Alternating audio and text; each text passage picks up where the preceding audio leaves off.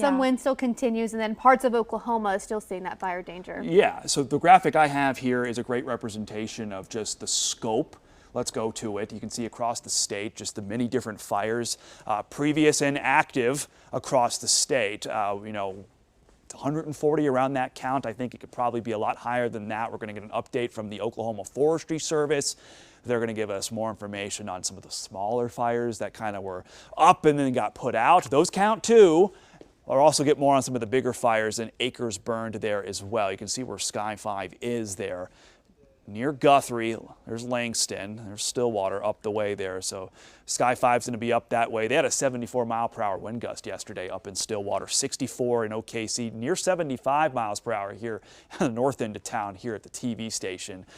Today, wind not quite as strong. Today, humidity not quite as low, but we still have a risk for wildfires in northwestern Oklahoma and even an elevated risk here in central Oklahoma with the ongoing fires that are still burning. Red flag warning for that fire danger is out in northwestern Oklahoma. You can see it posted there. Alveda, Woodward, Clinton, Elk City. The clouds are going to help a little bit today, but it's still going to be a fire day. We have the red panels on. Temperature-wise, we're sitting in the 40s. We had a cold front, so yesterday it was a southwest wind. Today, it's a north-northwest wind. So more risk today. We have more fire danger next week, too, that we need to talk about. When's our next chance of rain? That could help us out. I may have an answer on the 5+5 day. We'll talk about that more over this next hour. Shelby? Joseph, thank you so much. Let's get to our continuing coverage of the wildfire outbreak from yesterday. There were 130 wildfires reported in 44 counties on Friday. Almost all of them are still active right now. Overnight, a state of emergency declared for Payne County and the city of Stillwater. Right now, that was one of the areas hardest hit, of course, and this morning we're working on getting a look at the situation. Right now, we have Sky 5 pilot Chase Rutledge flying overview. Good morning, Chase. What's the situation looking like right there? You're near Seward and Douglas in Guthrie. What are we seeing? Yeah, guys, I mean, it didn't take us long once we got on scene to see a lot of devastation, a lot of damage out here.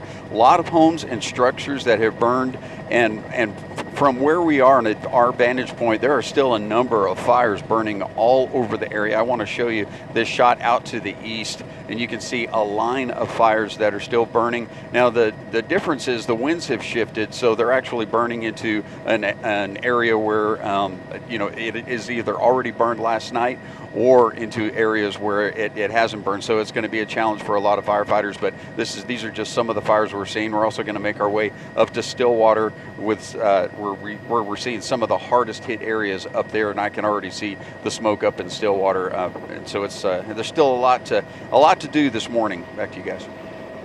All right, Chase, thank you so much. Hundreds were evacuated from their homes as these fires moved quickly across Payne County. That's where Chase is going next. We spoke to Rob Hill earlier. He's with Stillwater Emergency Management about how crews were struggling to fight those fires with limited resources as the rest of the state battled fires too.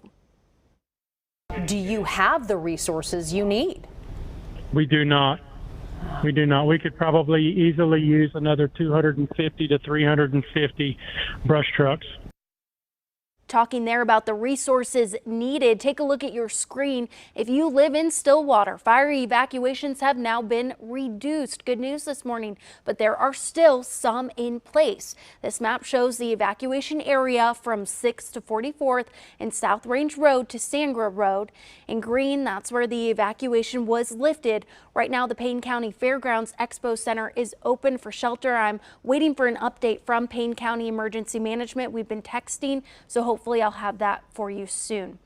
New this morning, Oklahoma Emergency Management giving us an update just a little bit earlier on this outbreak. They tell us the fire count right now is currently at around 130. That's likely going to go up because of all these fires that are unaccounted for. So they also say at one point there were 78 fires reported in Logan County alone. Now they're working to fight the fires that remain this morning and preparing for more risk ahead. Any fires that started yesterday and they're not able to get under control and get all those hot spots knocked out by Monday are going to have a good chance to flare back up Monday and cause a lot of problems next week. We will continue to get updates throughout the day as more information becomes available. I do want to say very quickly, Payne County just texting me. They're saying with humidity rising, wind coming down, firefighters are able to get ahead of the fire and have a better chance at fighting it. They say they will have a better situation update in a few hours. Shelby? That's good news to hear. All right, Jordan, thank you so much. Now this morning we also got an update from the Oklahoma City Fire Department. They say all of the fires in OKC are out. They are still tallying those numbers though. As of last night at 7 p.m. they did respond to about 400 calls yesterday, and dispatchers covered over 900 emergency calls. Crews went out to about 400 emergencies. Firefighters say they tackled 19 structure fires, 115 grass fires, and responded to 34 down power lines, in addition to medical calls. We did speak to Fire Captain Scott Douglas this morning during our 6 a.m. show about yesterday's response. It was an extremely busy day across the state, I know, but we did not have a fire truck that a wheel did not turn on yesterday. Every single fire apparatus was used. Now, Scott says there were no injuries reported to any firefighters. Good news there. And this morning, the Oklahoma Department of Transportation says all roads are now back open from yesterday's fires.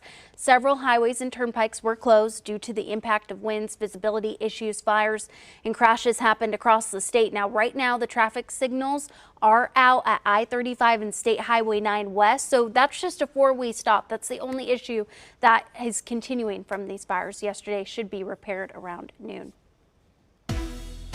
All right, it is 8:06. A little bit on air quality. I had some questions on that. I'll talk about that in a sec. I mean, visibility's been pretty good here in Oklahoma County, Oklahoma City. You can see the Devon Tower. This was a completely different view 12 hours ago, 15, 16 hours ago. I mean, Damon could not see anything. Visibility was very tight on all of our cameras. Air quality has kind of shifted its worst values, like moderate to unhealthy. That has been shifted into eastern Oklahoma. Why is that? Well, it's because we've had a northwest wind kind of blowing out, cleaning up at least western, northern Oklahoma and the immediate metro. If fires are still ongoing, if you're near a fire, I'd still stay indoors. I mean, the quality today is going to be about moderate, I think, and you average it up over the state. Maybe a little overdone on the hazardous there, eastern Oklahoma, but you get the point, right? Northwest wind blowing in. A lot of the fires that we saw in central Oklahoma, all that smoke gets kind of consolidated east of I-35 instead of right on top of us like it was yesterday. We don't really have any wind gusts over 20 being reported right now on our wind gust map. This isn't an error. This map will not show wind gusts if it's 20 or less, so that's good. I mean, the wind has come down considerably. You got that report from Chase up in Sky 5. It's a little bit chilled out there. Northwest wind, we had a cold front move in. We're only going to be in the 60s today. But the wind will pick back up with the cloudy skies. And like I mentioned, we do have that red flag warning. It's not for Oklahoma City or the metro, but it is in northwestern Oklahoma, 1 to 9. These counties out west, we're going to be watching real closely for new fires to spark up later today. The winds, the humidity, nowhere close to what we saw yesterday. But just given the vegetation, the fuels, everything is still dormant, more fires could go up today. And we have more risk tomorrow, or not tomorrow, but next week, just like this. Maybe not as bad as Friday, but more risk nonetheless on our 5+5 day forecast. We are not done with wildfire risk. We'll talk more here in about 10 minutes. Jordan. Several evacuation sites and shelters are open across the state right now. If you are in need of a place to stay, we have a full list of them on the KOCO website. And due to those fires in Stillwater, today's Cowboy baseball and Cowgirl softball games, as well as the Cowboy tennis match, has been canceled. Oklahoma State Athletics releasing a statement saying the status of Sunday's events has yet to be determined and will be announced during the weekend. We'll get an update soon. In the Guthrie area, devastated by several fires as well on Friday. We had KOCO's Megan Mosley and field meteorologist Michael Armstrong out there, both bringing you live video of that horrible damage. Just devastating to see there. There were evacuations across Logan County due to those fires. We caught up with the Guthrie Fire Chief during our 10 p.m. newscast last night about what those next steps are as recovery efforts begin this morning.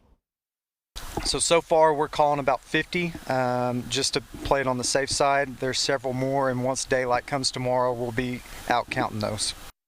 So if your home was completely destroyed in those fires in Logan County, Emergency Management is asking for you to email them to help with documentation. That's on your screen right now, that email. It'll also be in the As Seen On section of KOCO.com. And new this morning, almost all evacuation orders in Cleveland County have been lifted after the fire went through that area. Now residents are working to try and get back to their homes. KOCO's Jason Berger spoke with some of those who had to evacuate, and they say they're lucky to be alive.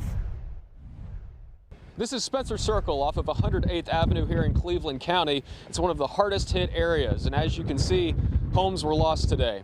Some only had a few minutes to evacuate.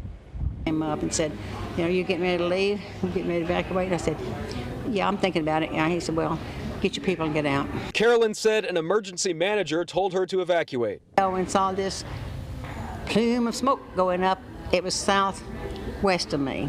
And I thought, oh no. She talked to me at Cross Point Church in Norman, an evacuation center, a few minutes after she and her neighbor Sheila got there. We don't know for sure if everything's okay. We don't have any place to go back to. Along with the physical wind, Friday was a whirlwind for both of them. Lots of unknowns, but at this point, And we'll handle whatever we find one day at a time. they're glad to be alive. It's not the first time they've been evacuated for fires either. And you can sit down and think of things and realize that all that matters is our safety. We're okay. Friday, we found this small neighborhood off 108th Avenue Northeast and Spencer Circle. Homes were lost, but it's one of 8 different areas where homeowners were evacuated out of harm's way. I'm hoping I'm far enough south that at least my house and shop will be saved. Now, neighbors say everyone here was evacuated in time, but we have not heard from Cleveland County or Norman Fire about if there were any injuries. In Cleveland County, Jason Berger, KOCO 5 News.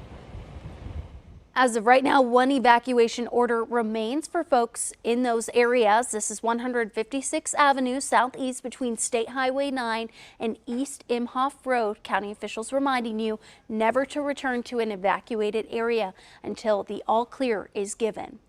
Governor Kevin Stitt expected to give an update on that fire response later this morning. Last night, he spent some time at the Emergency Operations Center and was briefed from the team at Oklahoma Emergency Management. These are some of the pictures he shared on X last night. Stitt also posting to X saying, "Sarah and I are heartbroken for the families and businesses who suffered loss yesterday. Tomorrow morning, that's today, he'll survey the areas hit hardest by the latest outbreak of fires. Updates to come then."